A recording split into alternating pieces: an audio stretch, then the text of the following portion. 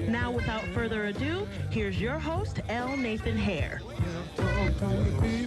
All right, here we go. Living now, living right now. This is L. Nathan here, your host here for this next hour at WFO Power 96.5 FM on your dial.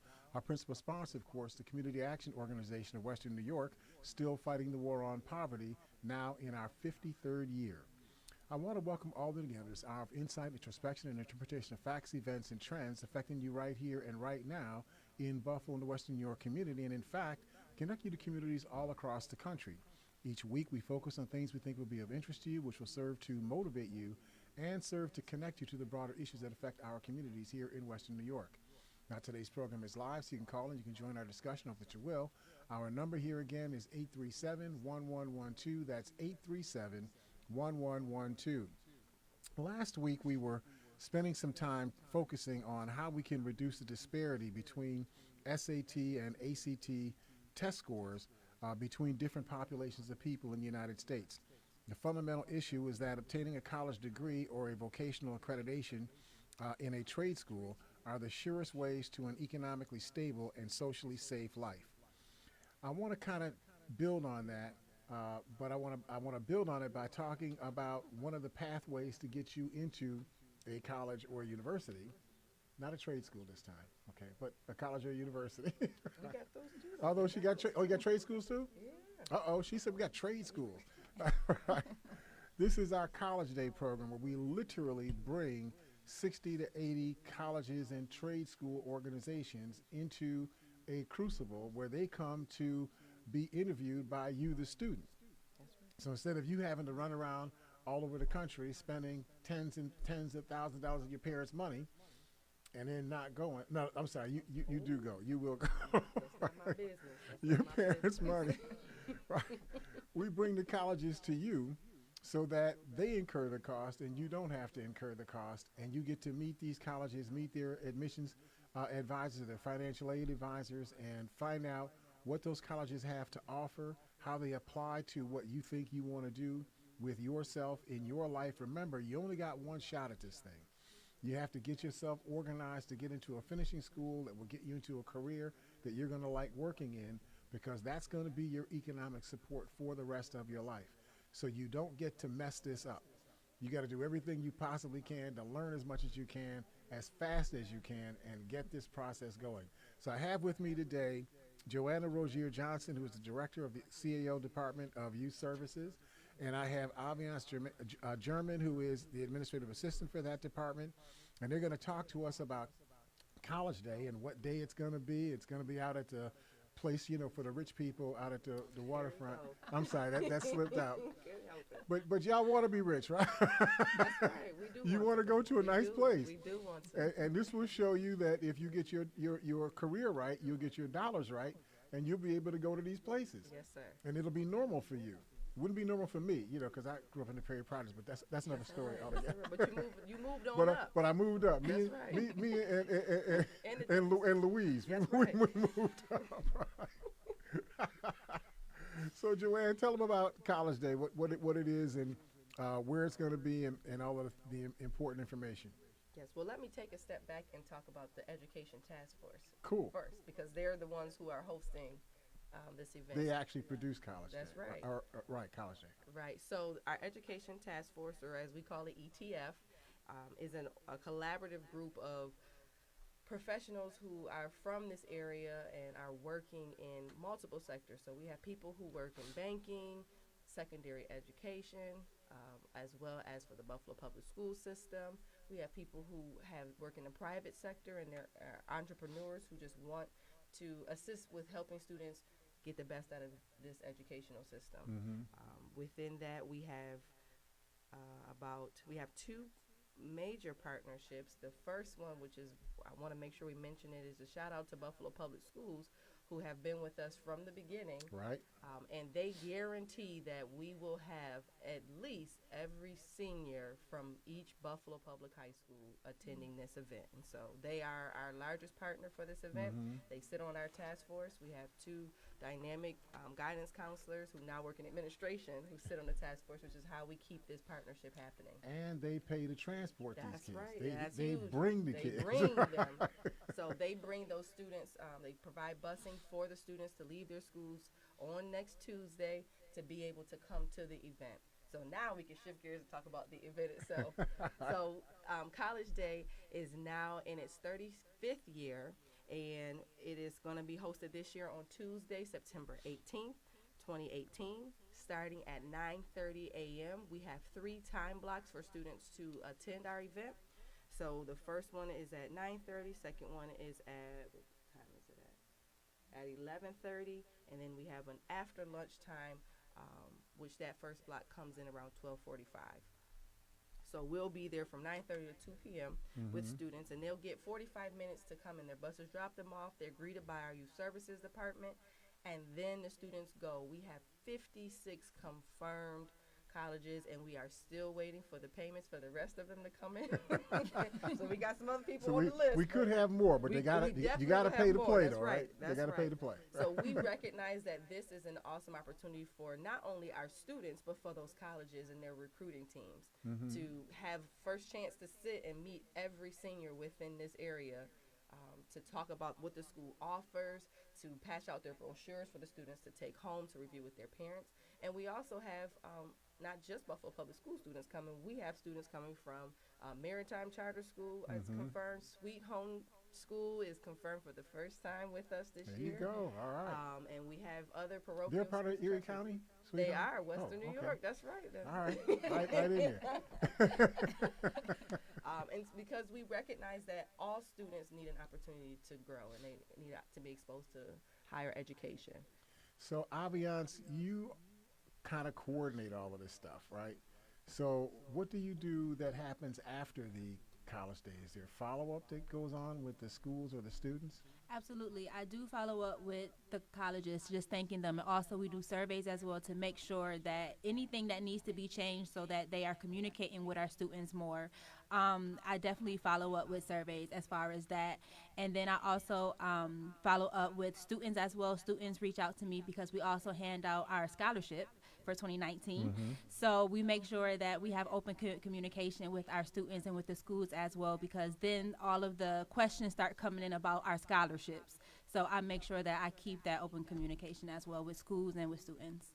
See, that's tremendous, because a lot of what happens with young people is they wait so late into the process of applying for college. I have to tell you that I started applying for college in the fall of my junior year. Right. I just started talking. Listen, I know I can do this, so you ought to just start giving me the acceptance letters now so I can pick which one of y'all I'm going to go with. Right? I mean, I just had to be heady like that, and act like I was all that. And what happens is people start sending you responses. That's right. So I was in the first semester, excuse me, of my junior year, and I already had acceptance letters from 2 schools. You can do that if you start early.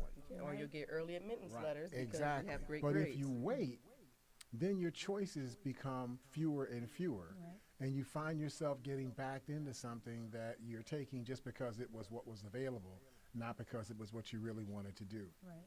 So it's really important for us to help students through this process. What kind of information should students bring with them, and what should they expect to get when they're talking to these admissions counselors and these financial aid advisors? So they should definitely come with an open mind. I know that some students are only looking for a certain college that they want to go to, but with all these colleges in front of you, keep an open mind. You may see something that you haven't considered before.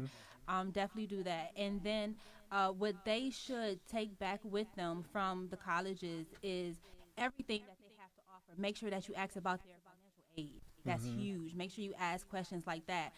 Make sure that you are taking all of the brochure. Ask about their campus. Ask about what their rate is for students to go on into the major that they're actually in. Just make sure that make sure that they talk to their guidance counselors beforehand to see what type of questions that they need to ask once they meet with these colleges.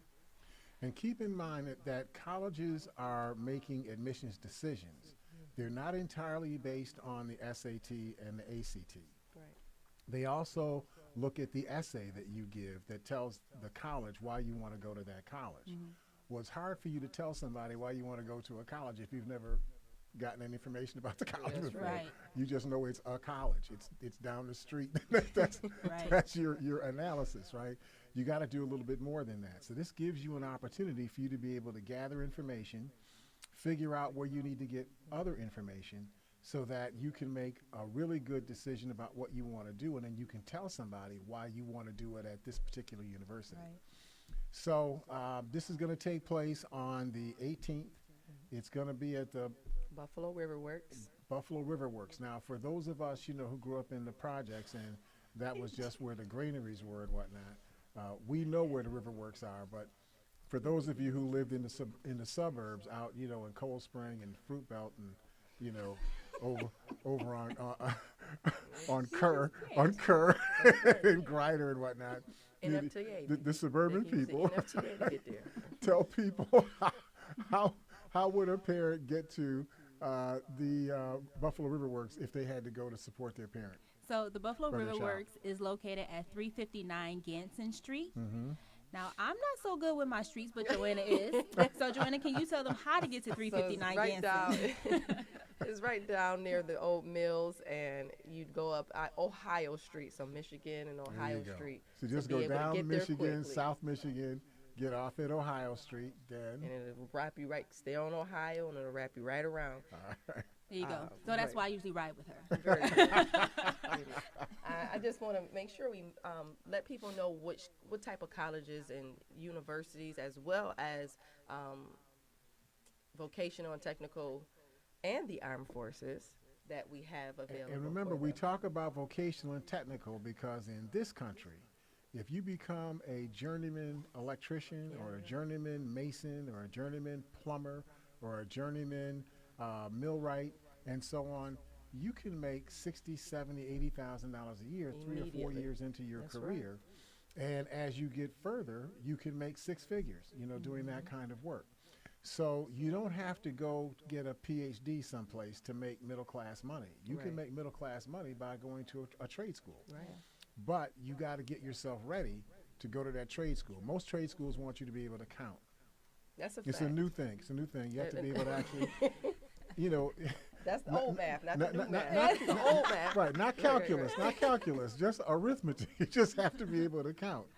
You got to be able to read so that somebody can give you an operations card and you can follow the card and do what you're being asked to do. There's a certain amount of discipline that you have to have. There's a certain amount of education that you have to have on top of the education you're going to get in trade school.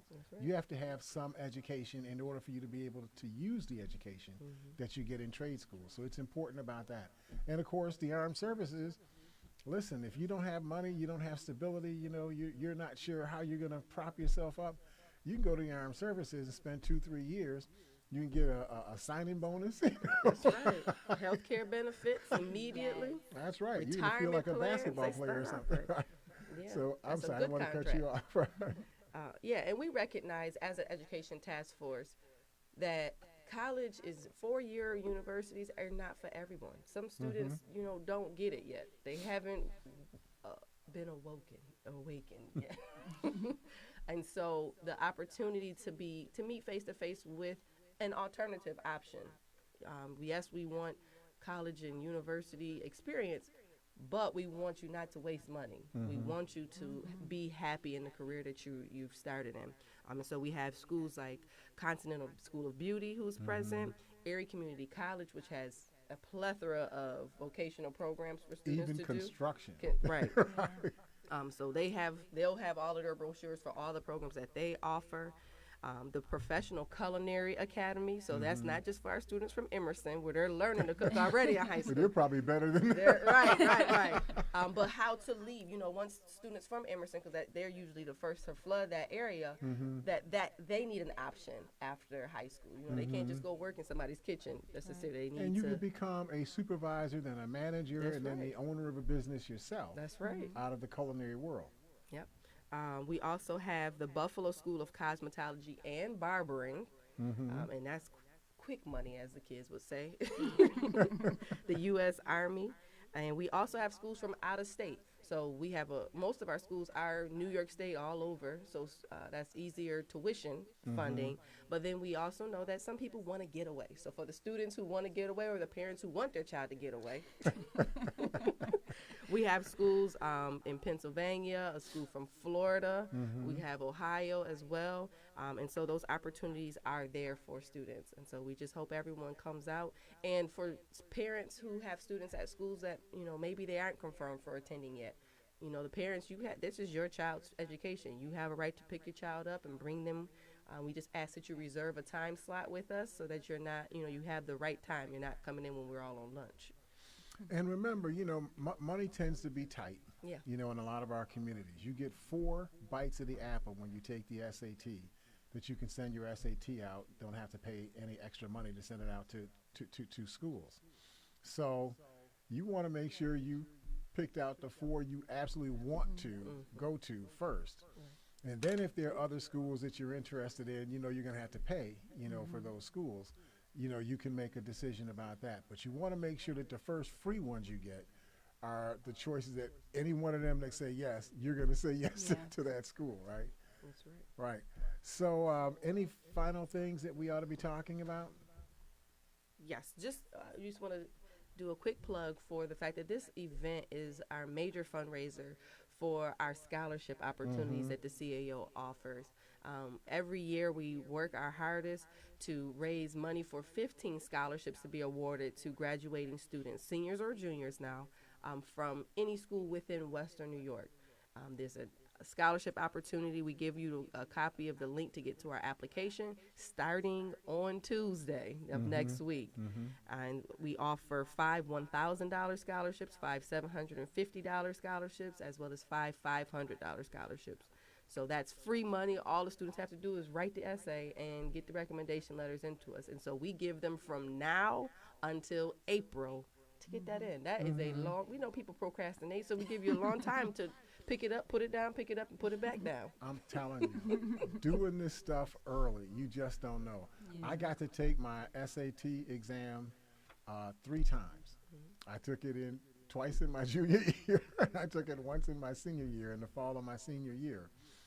Unfortunately, I wasn't terribly smart because Wow, you needed so many times. I got a 1386 the first time I took it, a 1383 the second time I took it, and a 1386 the third time I took it. Consistency. Well, So that's all right. obviously all of that help they were trying to give me didn't work, okay, because I didn't get any better at all, right? Okay. But for those of you who are much smarter than me, Yes. you will get better the more often you take the exam. So the earlier you do it, the more preparation you have for the next time you do it, the more you understand about what you got to do. Then you got to make sure you get through those doorways. It's really important for you to understand what the Say Yes Education and the Excelsior Scholarship does for you if you're a New York State resident, or obviously Say Yes if you're a person who graduated from a school in the Buffalo Public School District. You have the eligibility for the Say Yes and the Excelsior Scholarship.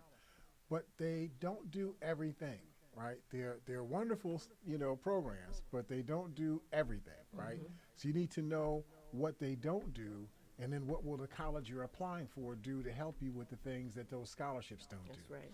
So if the scholarship doesn't pay for room and board, and you're going to have room and board for you to go to school, will that school, based on their feelings about your academic ability or your talents or your athletic skills, are they willing to invest in you so that you don't have to incur that cost for room and board? I have to tell you, as a person who got his room and board paid for, having that meal card, Woo. Swipe City. having a roof over your head, not having to pay for that roof. It was a nice 4 years. I'm telling you, nothing was better than that, right? I mean, I was the best friend of the cafeteria. That was called networking. So we got to take our first break. So, guys, thank you so much for Thank what you. you all do. Thank you. This is a great program, 35 years and strong. We're going to continue to build on this program. So if they need more information from you, who should they call? You're going to contact Aviance at area code 716-881-5150, extension 4312. Again, that's Aviance German, right at our headquarters, 881-5150. All right. Thank you guys. We'll be Thank talking to you. you next week, next Tuesday That's right. on the 18th of Yes. September. That's right. We'll see you all there. All right, we're going to take our first break and then we'll get back into our subject. We'll see you on the side of the break here at Living Now, Living Right Now. Do you want to increase your home's value? All right. Do you want to lower your energy bills? Need of affordable financing for your next home improvement project? The CAO Home Improvement Resource Program can help. Just come to their monthly orientation session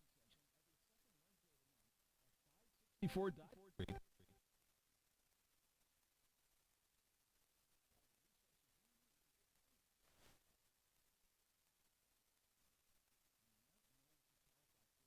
Call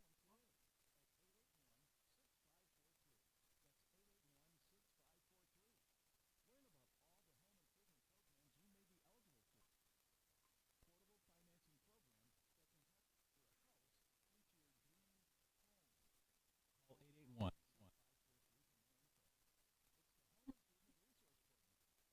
Value most of the time. The community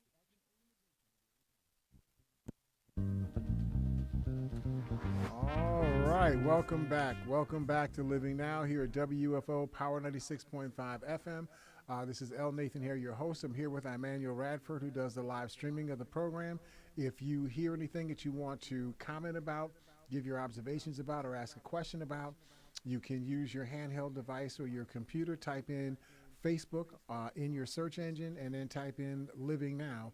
The program will come up, and you'll be able to participate that way. So as I had indicated before, we had been focusing on this SAT and ACT, these tests that you have to take in order to get into universities. At least that's what the history has been.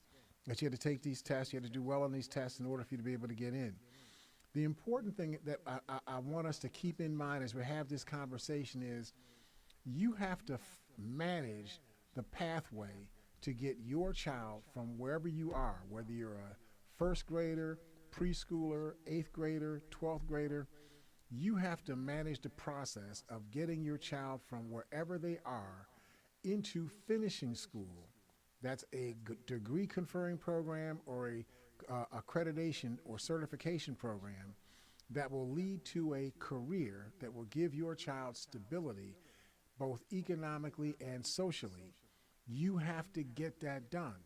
There are only so many pathways you can go to get that done. Now, if you go the hard way, you drop out of school, go to the street, box with people on the street, fight, make transactions, steal stuff, and you try to make it work that way.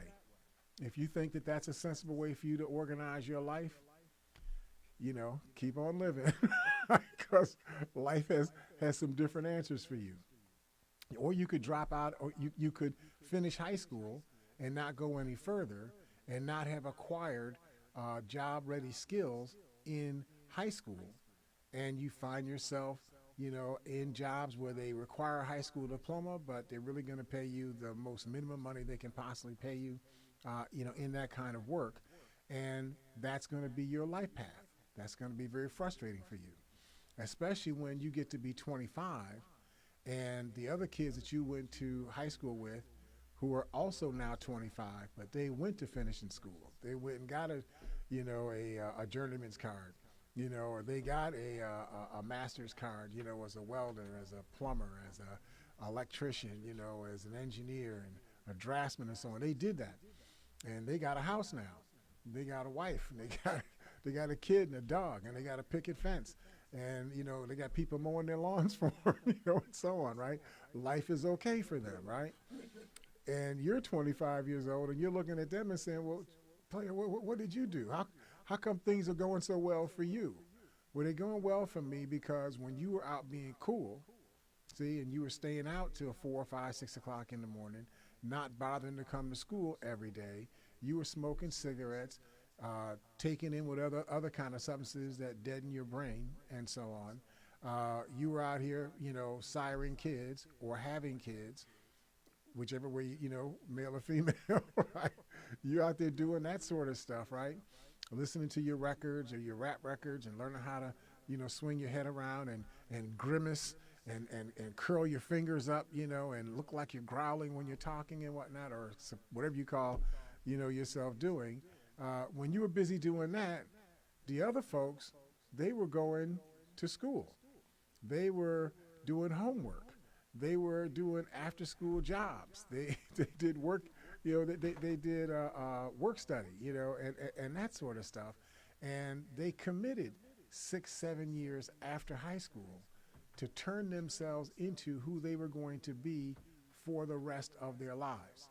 They made a decision, and then they actually executed that decision to make their life stand up. If you're one of the people that chose not to do that, don't get mad at the person that you went to high school with who did it right. You need to get mad at yourself and then ask yourself, what do I have to do in order for me to get my life back on track? The good thing about being young is you have a lot of time to catch up. So if you mess this up and now you're 24, 25 years old and you're seeing that you're still at the bottom and other people up at the middle or near the top, you could actually go back to school.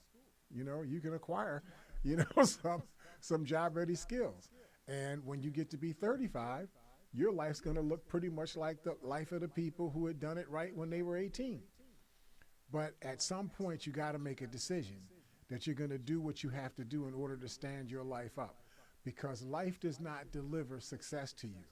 You have to go create success for yourself. So, as we talked about many times, the difference in lifetime earnings between a person who only has a high school diploma as opposed to a person who has a graduate degree, a master's degree, is literally more than $1 million over the 40 years of your working life. I mean, do the math. That's $25,000 a year.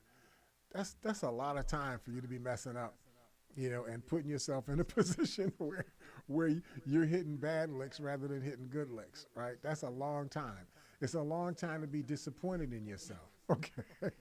I'm just trying to help us, okay? This is what we have to get our arms around and begin to react to. So I understand there's all these biases in the world. I hear about the test bias, okay, the test of bias. We have bad schools. Yep, we got bad schools. We got, racism in the courts and in the police. All that's true, okay? But in spite of all of those truths, you are still going to be you. And you being able to articulate all of these terrible things other people are doing is not going to change your circumstances one iota.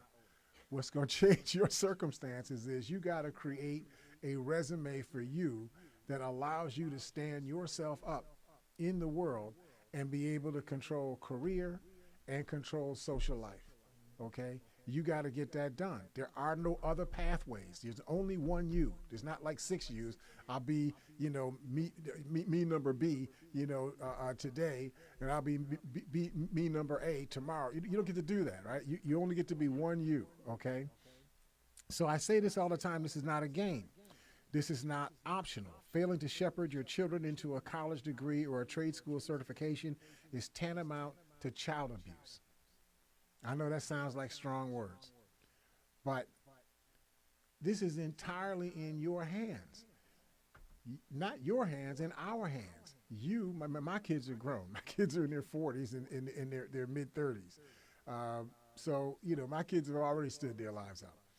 But I still have a responsibility for all the children, because if all of the children do well, my community does well. If my community does well, I do well because I live in my community. I don't live in somebody else's community. I live in my community. So I need for the people in my community to be doing well. In fact, I want to be doing quite well. Can I be selfish? I want my community to be doing quite well, right? And so there's no question that the public school systems our children invariably must attend must take up this cause as a mission.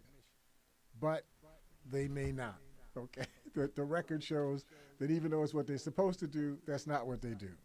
There's also no question that the educational systems conducted by the public school districts and their individual schools are focused on opportunity for those academically excelling students and only management of the attendance of those students who are not excelling. What do I mean by that? If you look at how the school systems are designed, if you show promise, you start showing that you're an A student, A minus student, B plus student, people start talking to you about, hey, baby, let me get you in this program. Let me get you over in this, help program. Let me get you in this accelerated program. And people are working to help you to grow, right? And they have systems in the school that are designed to capture that student and help them grow. For the other students, you just got to pay attention. Just look at what's going on. All they have for the other students is managing you. Okay, baby, you got to come to school every day. It's illegal for you not to come to school, okay? You can't bring sticks and rocks and guns to school. It's not cool. You can't have sex in the hallway. Nope. That's not good. We manage those kids, right? But there's no real structure for that child to take them to the point where they're getting advanced placement classes, where they're taking courses that earn them college credit before they even get to college. There's no program to take that student who's not excelling and getting them to that point. All they're doing is trying to keep you from dropping out of school. Just don't drop out. That's the test. Well, we reduced our high school dropout rate from 25% to 22%. Well, that's great. How many of the kids that you served this year went to college, went to trade school? How many of them actually graduated within 2 to 4 years? You don't even study that.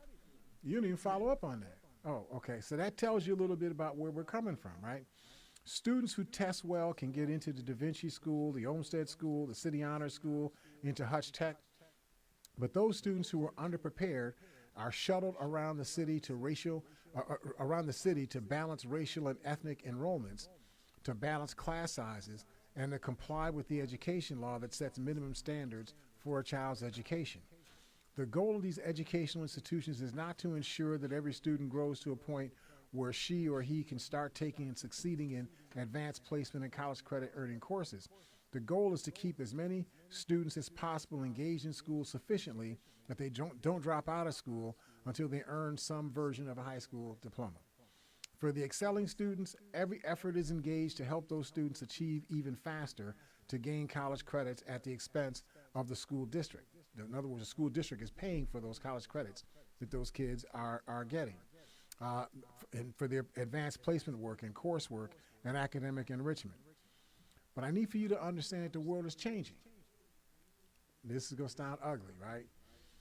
Because the SATs and the ACTs are still very important in terms of how you get into a college or into a trade school. Still important. But they're not as important as they used to be. Let me just explain. In years past, you could learn to become a welder on the job. However, when successful efforts arose to reduce, if not eliminate, job discrimination, the workforce that was already entrenched as the heavy equipment operators, they were already the masons, they were already the welders, they were already the plumbers, they were already the electricians, they were already the sheet metal workers, they were already the carpenters, and so on.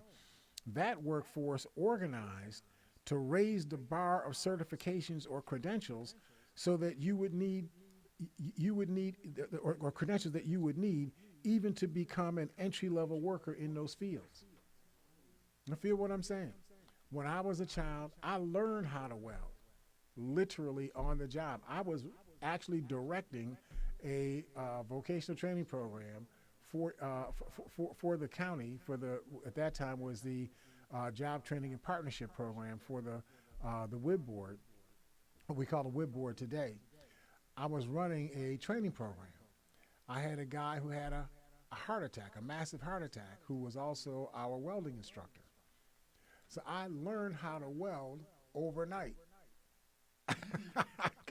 Waverly Jones, one of my oldest friends, he stayed with me until 2 o'clock in the morning for like 8 hours. And he taught me how to weld.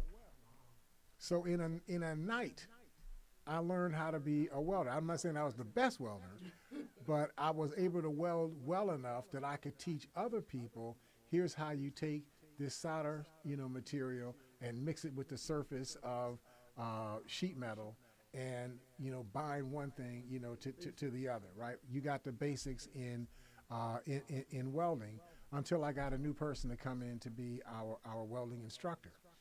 My point is that I learned how to be a welder literally overnight.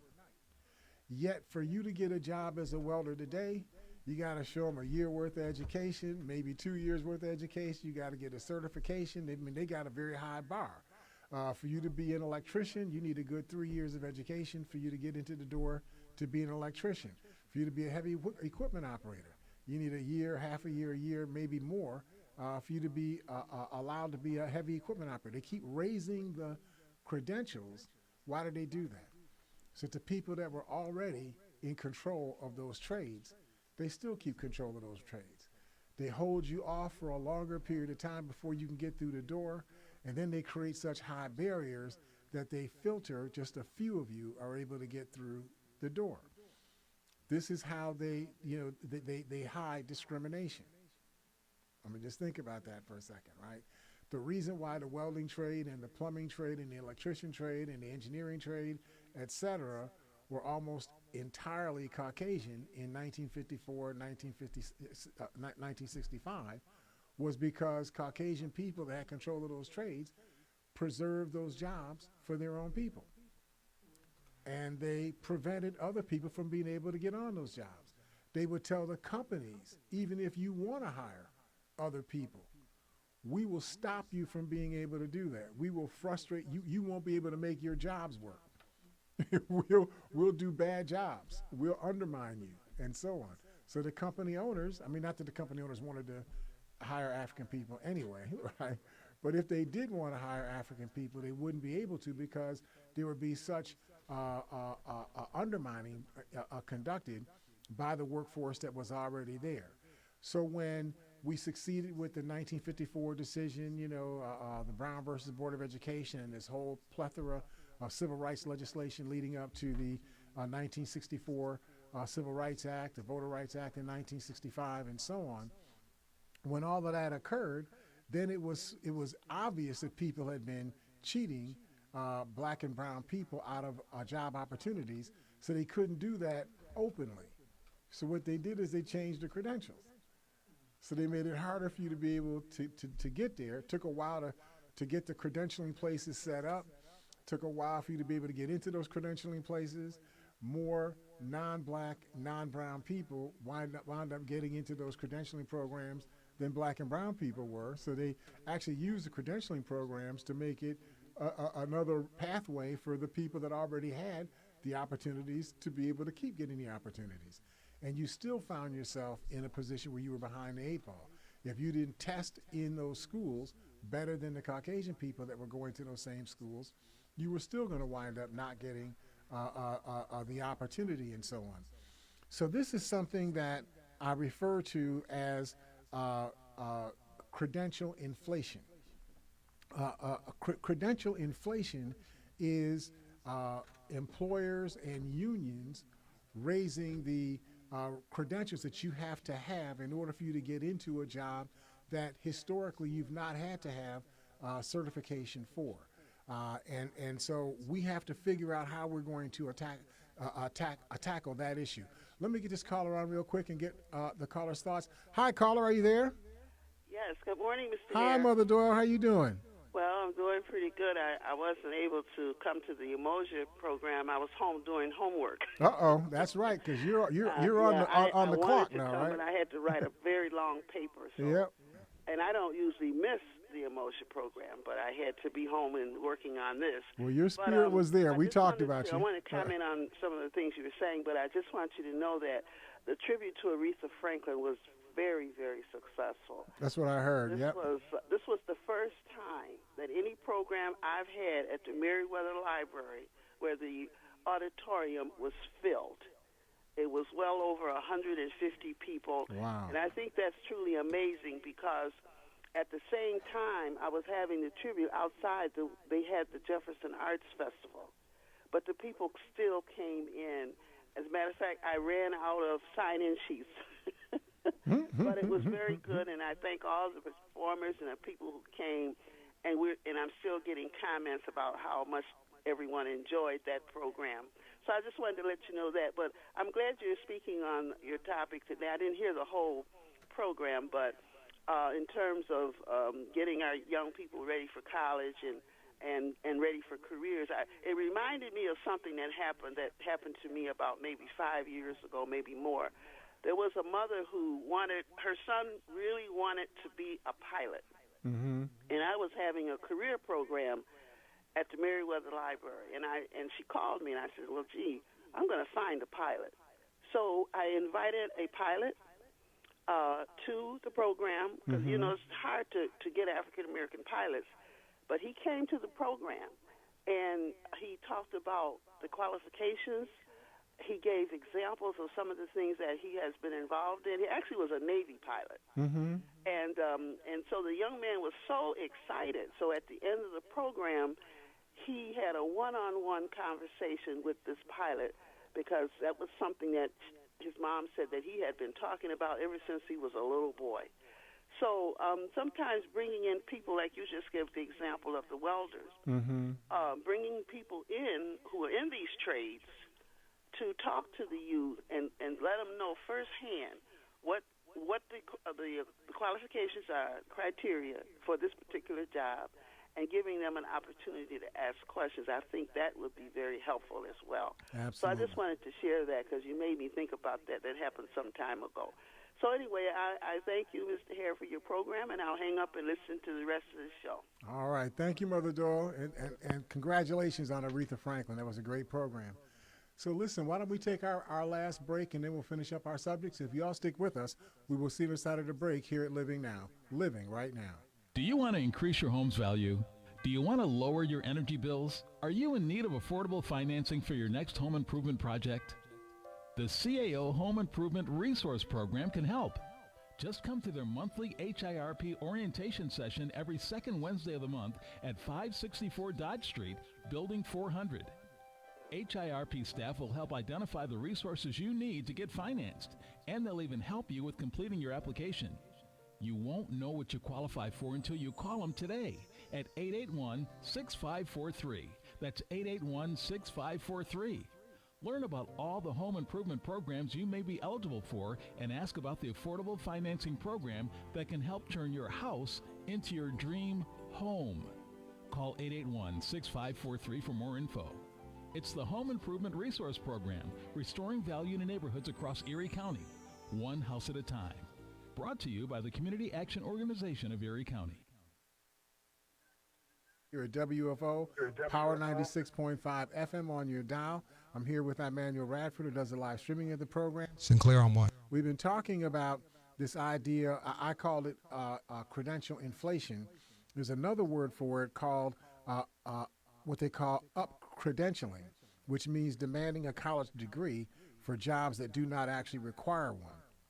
The report compares education levels of people currently in a particular job with education levels required in the job posting. In other words, you look at the people that already have the job, then you look at the job postings for those jobs and say, well, wow, this person didn't even have a high school diploma, and they're in the job, and they're asking for a 2-year degree, for you to get into this job right now. That's called up credentialing. Let me grab this call real quick.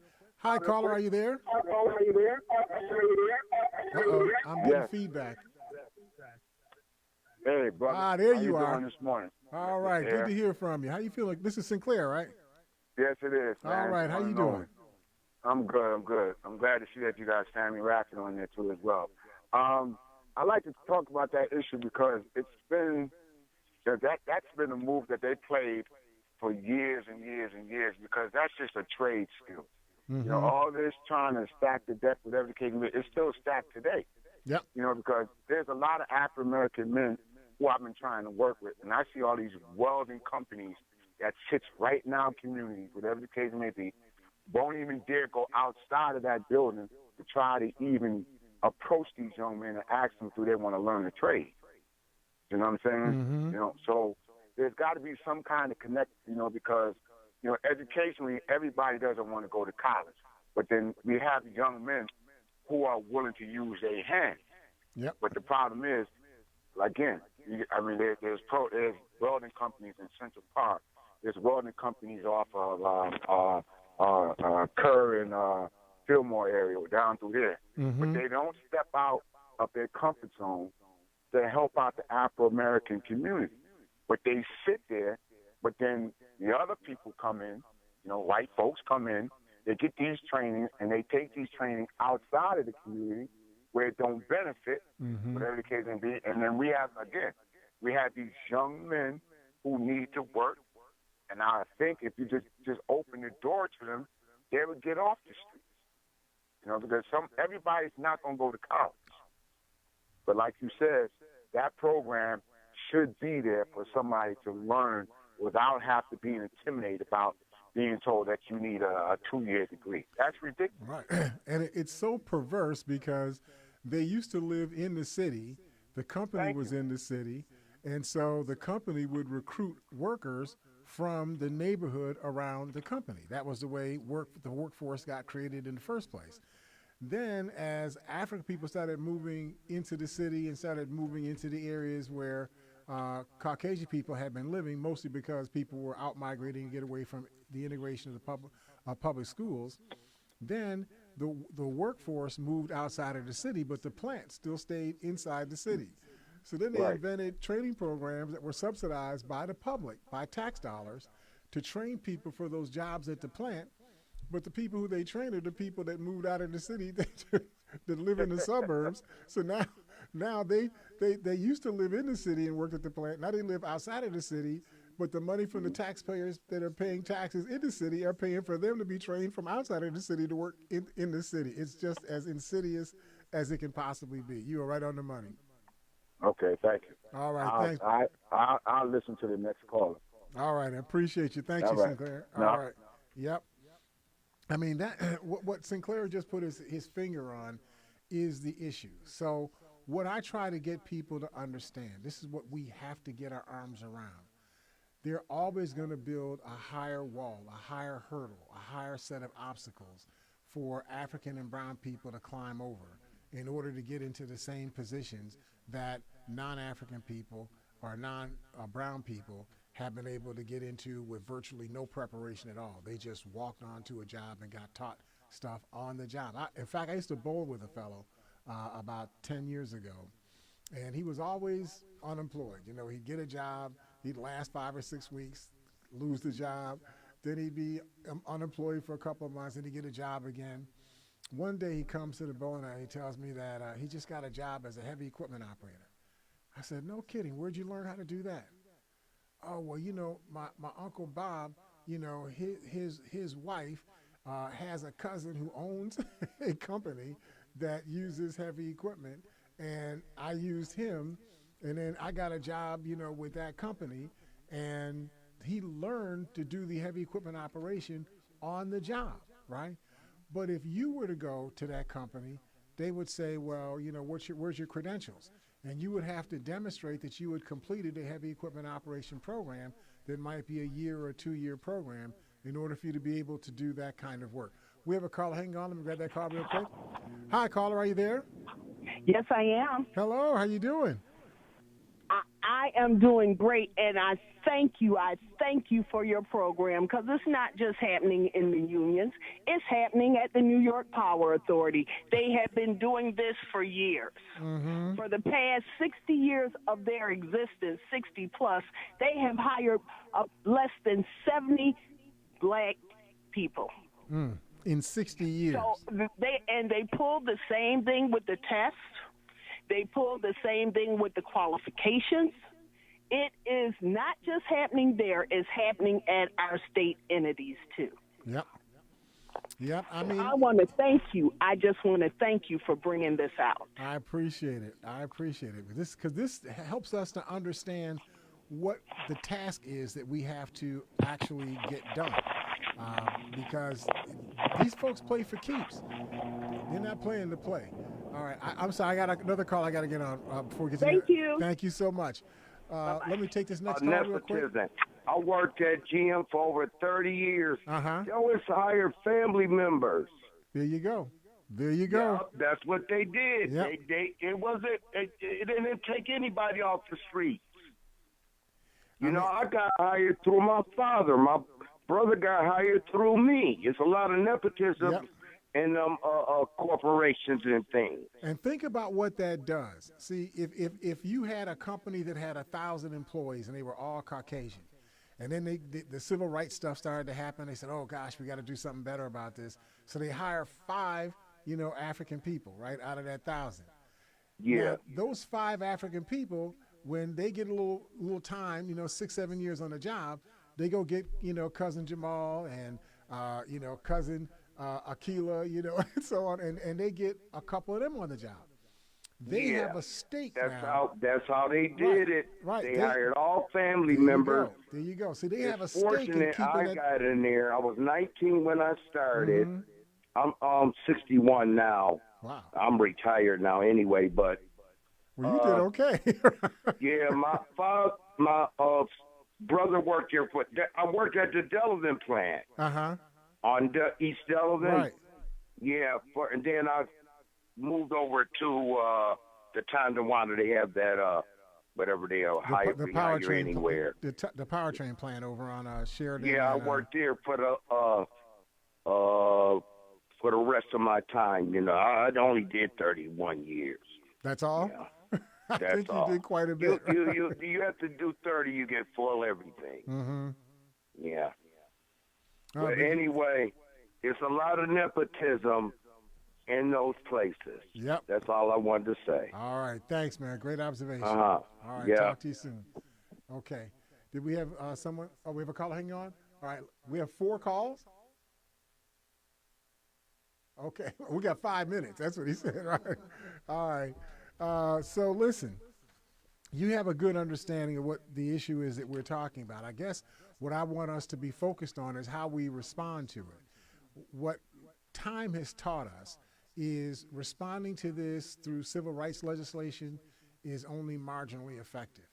It did create some cracks in the armor, but people who wanted to continue to do what they've been doing just found ways to use the words of the law to actually accomplish what they want to accomplish. And in essence, what they do is they say, well, if you want a colorblind society, cool.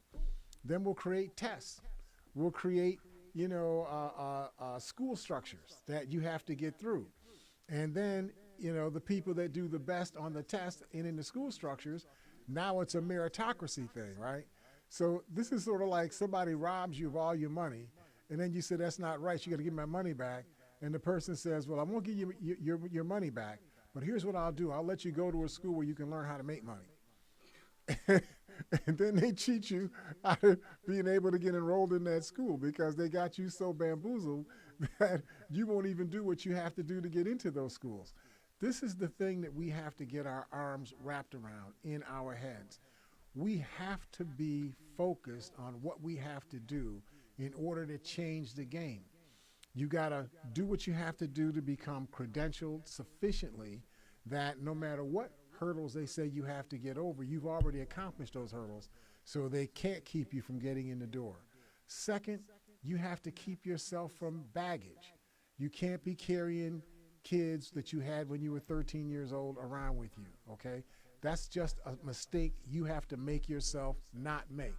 We have one more call. Hang on. Let me get that call before we get done with this hour. Hi, caller. Are you there?